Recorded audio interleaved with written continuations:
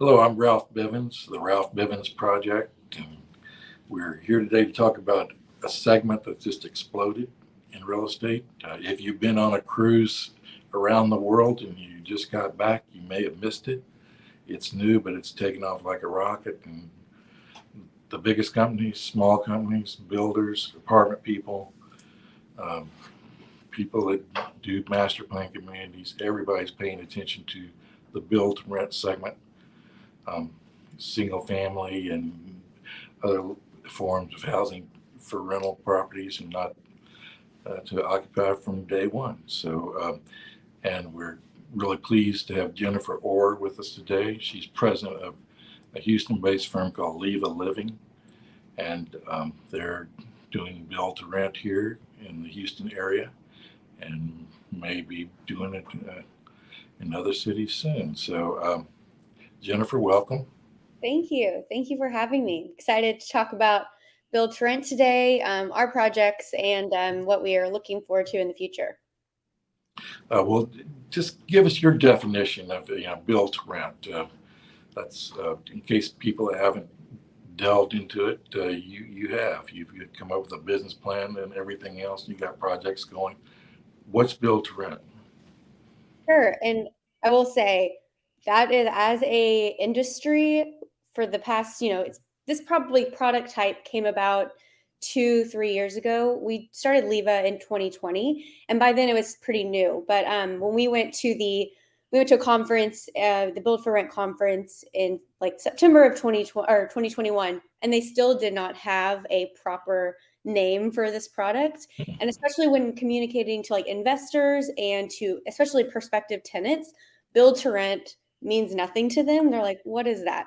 So we too have like tried to figure out a better term for that. And rent, that's kind of the whole broad picture. That could be townhouses, scattered homes, I mean, a sector of a master plan community. And what we mean and what we're building are these cottage style rentals. So what it looks and acts like a home, but it is operated like a multifamily project. So it's kind of a hybrid between the two. And so from every turn, we like look at it as a house. So they're all detached units. They have their own private entrance, private backyards, and then they're on one piece of land. So they operate like multifamily. There's a clubhouse, amenity center with a fitness center, pool. So it's kind of a bridge, but yeah, we're focusing more on the cottage style developments. And the buyer, the renters, I guess, the users of these, the people that live there. Can you any commonalities? The kind of the segment, the demographics of who really likes these things. Sure. Yeah. We're kind of seeing two major groups. There's the millennial. Basically, first of all, I'll say they start off. They want a certain lifestyle, right? They want to be. They're renters by choice. They're not out of necessity. They want to have a lock and leave kind of fluid lifestyle. They want to be able to like travel, spend their money on experiences, spend less money in and on the home. So we're seeing a lot of millennials who either can't afford starter homes anymore because who can these days? They want to have a travel. They want to not be at home all the time. There's small young families, or we're seeing a large sector of older empty nesters who don't want to carry a mortgage anymore. They don't want to maintain a large home. So they're kind of looking, but they still want a community feel. So they want to be in a neighborhood, don't want to live in an apartment building. So that's kind of who we're seeing mostly. Right, right, and you're right. With you would think that that's got a lot of depth to it because the interest rates are so high and home prices have gone up so dramatically in the last couple of years. It's been pretty phenomenal. Yeah. And honestly, they don't want to.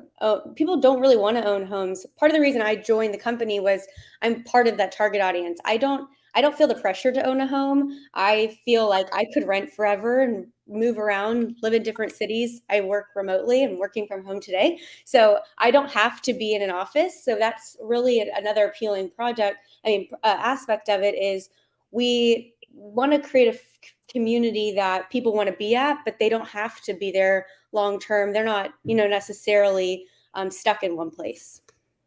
The mobility, you're not tied down, and if the market crashes and home prices fall dramatically, and this happened to a lot of people. Mhm. They were stuck back, when the last big crash happened. You couldn't get out without. I want to sell my house. I've got to sell my house. I've got to move from my new. They had to bring money to the table and to make up the difference between what they owed the mortgage company and what the market price that they could sell a home for. Yeah, That's kind of exactly. the hole that you know puts a damper on mobility sometimes. Yeah. And we want to fill that gap because that still is a problem today, and especially with interest rates rising again, people can't afford homes. They don't want to, so now we feel like but they still want the home lifestyle. They don't want to live in a giant apartment building with shared walls, shared elevators. So we feel like that's still an appeal to people. And having a yard is a big deal for them. A backyard or some green space right out their door. For sure. I Yeah, think that's a big deal, isn't it? I think if I remember correctly, like over 70% of our prospective tenants own dogs. And so everyone really needs a yard. We have a dog park on property too, but I mean, just letting them out to go to the bathroom in the middle of the night, they don't have to walk very far as they would in an apartment building. Yeah, take the elevator down or Yes. stairs and all that. Think about it. You're just like tired, making me tired thinking about it. Yeah, and I don't know, but you're thinking about that.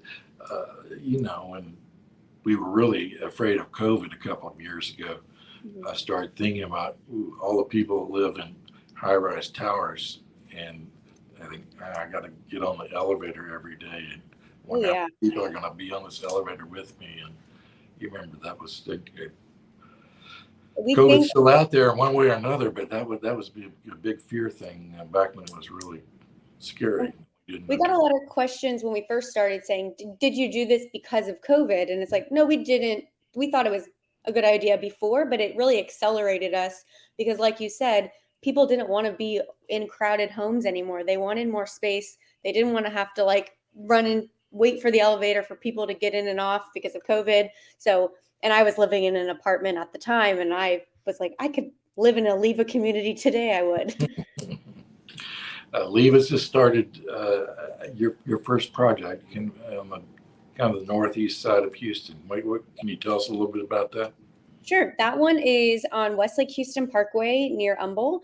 It is 162 units. Like I said, all one commercial reserve has a detention pond that we're using as like we have walking trails, we have a dog park, we have fitness center, all the things that you would expect in a multifamily building. And then also the best part about that one is we are just south of the new county park. So we have direct access there. So lots of outside and green space for our tenants.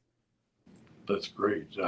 And what about the product type? I guess that's lingo, but uh, describe to me what they look like and how they're laid out and how many. What are you building exactly? So the one at Westlake Houston will be kind of our standard product. So throughout Houston, hopefully we'll just model it if it's successful. They're all detached, 1, 2, and 3 bedrooms. They range about from 750 square feet to about 1,400 square feet. They're all single story, except for our 3 bedroom is two story. And again, all detached, all have their own backyards. And they're probably like 10, 15 feet apart from each other. So it really does feel like a little neighborhood. Now, what about parking? How do you handle that? This one is way over parked. We have covered parking, surface lot parking, and then we also have 4 bay garages that people can rent at an additional rental fee. That's great. Do you have anticipate what your? I know it'll take a while before people actually move in, but what do you anticipate your rents are going to be? So they're about a dollar. We're projecting $1.70 per square foot. So basically, how we get to that number is we look at the Class A apartments in the area, and then our product, because of the backyards, because of the home feel, we can command more of a premium. So we get like a 10 to 15% premium over those Class A multifamily nearby. So each submarket will be different. And like the 750 square foot, the small, is that a one bedroom property? A 1-bedroom, yes. And that would be, uh, that's still, and that the rent, let me, you said $170, I have to do $1.70 per my square foot. calculator. 170 times 770. So like we're saying like 1,300. 1,300, okay. Yeah. For the small one. And they would like, in these projects, I think they take care of the lawn. Yes. So we do all lawn maintenance. So we'll come cut your backyard. We will take care of, cleaning the pool. We'll also have on-site maintenance, so we can change light bulbs, fix thermostats, whatever you would need. Wow, just the total package, like an apartment. Yeah. Repairs, etc. The when you've in some of your material, I was looking at, you said something about like double stacked or something like that. Could you tell me what's that mean? Double Sure. stacked. So I wish I had my site plan in front of me, but so the way that we have it, we have interior roads. They're all private roads, and so some will face obviously the road, the house front door, and so we'll double stack. So we'll put a secondary unit behind it. So either most likely the backyards will touch, just so we can kind of get on some thicker blocks of space. We can put more units inside. If that makes sense. We'll have to give you a site plan for your website so people can see it more easily. I think I understand. Mhm. The but that's kind of in the Tascasita area, isn't some around there somewhere? Yes, and some of our other projects that we have upcoming, we have narrower sites, so we won't have them necessarily double stacked. They'll all face a road. But even if they're an interior unit, we'll still have paths walking through, so people don't feel like they're just crammed around by buildings. You've yeah. What else you got in the pipeline? Sure. We have closed. I can only say we closed on some land in Rosenberg, kind of near the Brazos Town Center. We have been working with the city to try to figure out if we can do this build for rent project there. I would say one of our main challenges we are facing is education of city officials, education of city councils, and how our product type fits in ordinances. That has been a challenge. And so we have Rosenberg. And we have Conroe coming up. Hopefully, we'll close on that in the new year. And are these like part of master plans, or are they separate project, separate community all to itself? Yeah, these are all separate communities unto themselves. We've looked at some master plan communities, but again, another challenge: price of land. And so, kind of our strategy is to go in to a submarket that we've known is always a great one. We work with John Burns Real Estate, and they've kind of identified different areas where we should go and look for sites. And so once we figure out that site, we have a bunch of criteria that we need to meet, and we'll go and cherry pick some sites. That's great. Okay, well, some of these players in this segment, D.R. Horton, Taylor Morrison, big publicly traded builders, and they do this mass thing. What's you're smaller, you're nimbler. What's the advantage there for being a smaller, nimbler company? Sure. Yeah, that's definitely one of our fears is, the second that these big guys target a market, they come in, they got the capital, they're ready to go. And so as a younger, newer company, that is, a little bit of a fear, but I feel like we make a compelling story, that we have a lot of experience with my team of real estate development and home building development. So we are experienced, we have access to capital, and again, we're really nimble. Our team is super lean, so we make decisions really quickly. We get to know the prospective tenants. We've hired RPM out of Austin as our property managers, and they've done build for rent forever. So they have been super helpful. We just feel like we have assembled a team that knows what we're trying to build. We can make decisions quickly, and we can really pivot when things change and when tenants, preferences change. With this first project that's under construction right now, I don't think the first. I don't know if you're developing the land right now. What's the timetable for the Atascocita project? Yeah, so we broke ground in April, and so we have done like all the underground. We're digging detention right now, and we will start going vertical mid-September, and then we'll deliver our first units mid-December. What's it like right now in terms of the supply chain? Hard to get building materials. What's the story on that right now? Yeah, so let's say about over the last all of COVID, pretty much the prices have been scarily increasing. Thankfully, prices on most of the products have come down. Obviously, concrete's up, lumber's still up, but it's we're not as shocked anymore, so that's been good.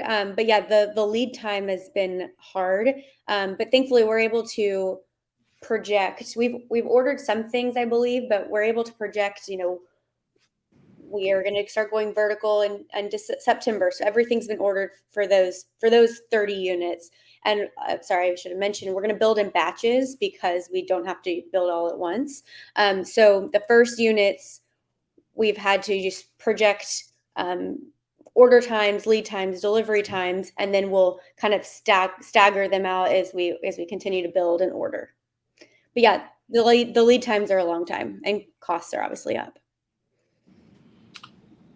Tell us a little bit about yourself. You're the president and co-founder of Leva Living, which new company, but what did you do before this happened? Sure. Yeah, so I'm born and raised in Houston. I went to the University of Texas at Austin, and after that, hadn't left Texas in a while, so I moved to DC and did leasing and brokerage for Lincoln Property Company.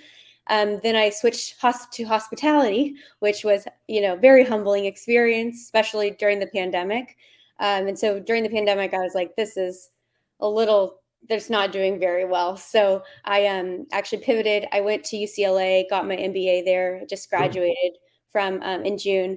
And so now in that time, started Leva in the midst, probably took on a little too much, but here we are. I survived. Yeah, that's there's a lot of question marks out there right now. It's really hard to tell what's going to happen. We're going to do a recession. I don't know what the Fed is going to do about raising rates and our mortgage rates. Everything depends on that. That plays such a big part of real estate. What do you think is going to happen next? Where do you got an MBA? Yeah. But I was talking about this with some friends. I'm like, so I'm 30 and this is my first recession as an adult. And I was like, what do you just do in a recession? How do you plan for it? How do you project work? We're just, as much as we can, we are assuming that it's happening. It's already, signs are happening. So we are not slowing down. We have enough, foresight to know that when there's a recession, people scramble and they panic. And so we are, trying to stay as calm as possible. We've honestly, with the interest rates rising, people obviously can't get loans. We have seen a lot of deals come back to us, which we just see as opportunities. So that's kind of how our perspective is. We're preparing, but also we're being strategic in the sites that we look at, the projects that we pursue, and we're just kind of looking for more opportunities. Right. It's for your segment, rising mortgage rates, making purchasing the home more less affordable. That seems to me like that'd be good for the build-to-rent sector. Yeah, it's good for us. Rents have obviously are rising. I feel like they're going to taper off at some point or level off. But where they're sitting now, it's still a better choice for most people than to purchase a home. What about your future expansion? What are you thinking about for? I think you've got enough to keep you busy for a year or two, but what's next? Yeah, Stay in we Houston forever, or what? Yeah, we love Houston. Our team obviously is all from Houston. I think collectively we have over 35 years of Houston real estate experience. But we what one of our challenges is how deep in any market, submarket. We know where to go. It's just how deep is that market, and so that's kind of the question we always ask ourselves: is like for Rosenberg, for example, we're putting in all this time and energy to, get to know the city council, get to know the city staff, and we're only going to do one deal there. That seems like a waste. So it's how many can we do there before moving on to the next, submarket. And so for Houston, yeah, we would love to, hit the major areas that we can afford to be in. And then we're looking at cities like College Station, Waco, some in Dallas, although build for rent is pretty prominent in the Dallas area. Austin's too expensive right now. We love San Antonio, San Marcos. So there's plenty of opportunities. It's just where do you kind of tackle and really spend a lot of your energy? That's right. What about labor? How's labor availability, impacting you and your subs and things?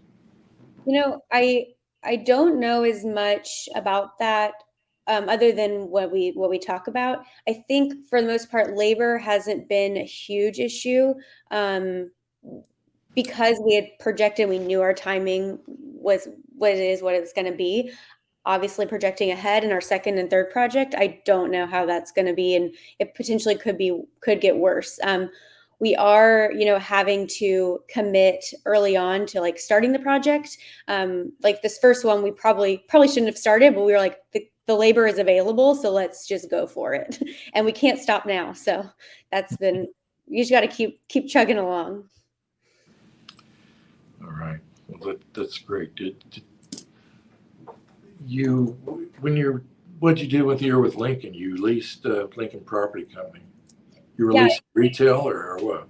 I was doing commercial, office and industrial. I did some tenant rep.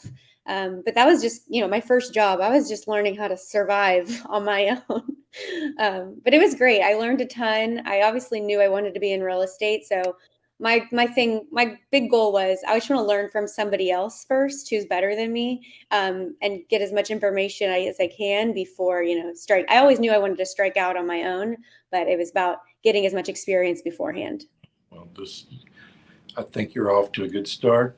We'll leave a living. We'll be keep in touch. Let us know what you're doing. And I will. This was a great. It's my first podcast, so I hope I did okay.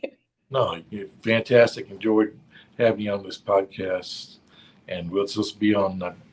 We'll post links to this and things on realtynewsreport.com, and we can. We have news there too about the commercial real estate and residential real estate, and so that's we're lucky we have people paying attention. So, but thank you very much, Jennifer. I appreciate it, and Appreciate it. hope you can come back someday. I will. Thank you so much for having me.